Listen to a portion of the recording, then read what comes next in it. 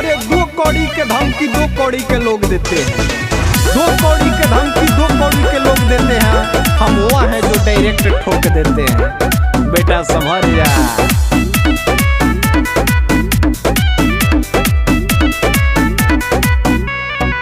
पिंजरा से बाहर आज आ गइले शेर हो, स्वागत में जुटल बानी जा ढेर हो। पिंजरा से बाहर आज आ गइले शेर हो, स्वागत में जुटल बानी जा ढेर हो। महफिल में अलग खौफ रही, माला डाल के दी सब बधैया हो। खुशी से आज नाचब गाइब आ गइले सुनील भैया हो। खुशी से आज नाचब गाइब आ गइले सुनील भैया हो।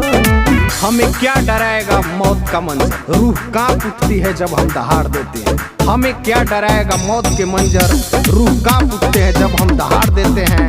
तेरे जैसे लोग की क्या औकात, हम खेल खेल में भी शेरों के जबड़े फाड़ देते हैं। देखे खातिर रउआ के हम भाड़ा ढेर भखनी, कइले राम जी कृपा भैया रउआ के देखनी।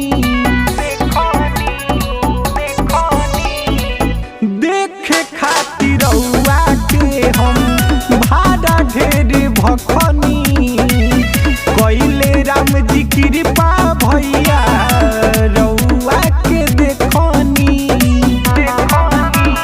ढेर लोग के अब खेल भइल खत्म, लगावल छूटल समुदैया हो।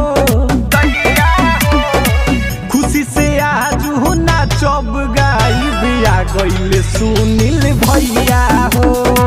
खुशी से आज नाचब गाइब आ गइले सुनील भैया हो। शेर अगर खामोश रहे तो ई मतलब ना हो कि उ शिकार कइल भूल गइल बा। संभर जा सब। अरे हम आ गइल बानी।